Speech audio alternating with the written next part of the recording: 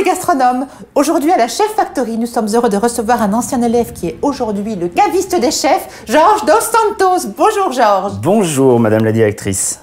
Je suis venu avec un petit cadeau. Oh, c'est gentil. Alors, on peut le dire, Georges, quand vous étiez à la Chef Factory, c'était ric-rac dans toutes les matières, sauf une, le vin. Le vin, hein. J'ai fait des efforts. Oui, et là, c'était 20 sur 20. Et je suis devenu sérieux. Alors, qu'est devenu l'homme du 20 sur 20 en vin? 300 fois le tour du monde. 300 fois, ça doit tourner là-haut. J'ai fait attention à ce que je buvais. Et serveur et sommelier des chefs. Sommelier des chefs, et vous avez ouvert un établissement ici à Lyon? Une boutique de vin qui s'appelle Antiquine.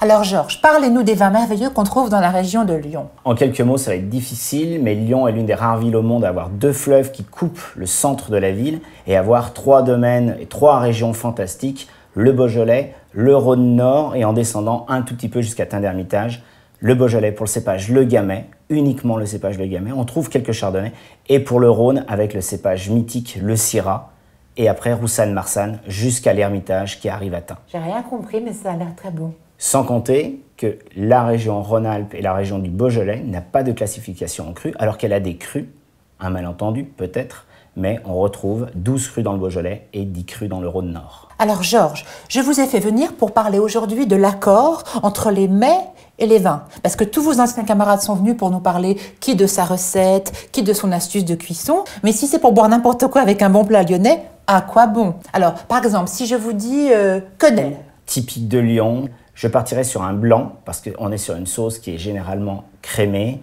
écrevisse, ce qu'on appelle la sauce Nantua. Je partirai probablement soit sur un condrieux un petit peu gras, un petit peu riche, sur les côtés abricots amples, ou alors directement avec un Saint-Joseph ou pourquoi pas un Beaujolais blanc. C'est très structuré comme réponse. Si je vous dis saucisson chaud.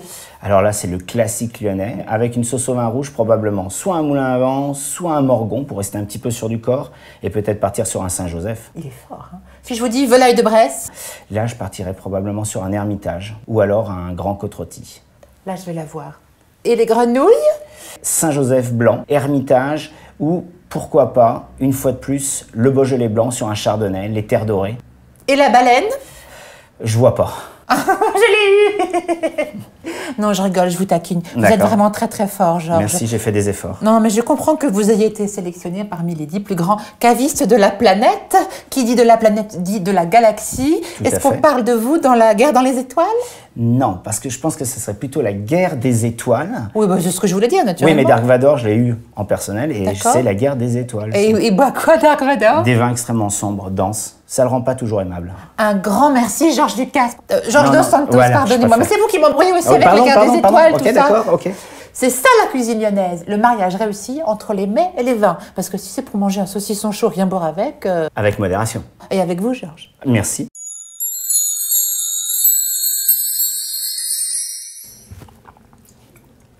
Mais pourquoi vous l'agitez comme ça, Georges? Mais c'est pour l'oxygéner, madame la directrice. Oh, bah vous embêtez pas, j'ai un batteur.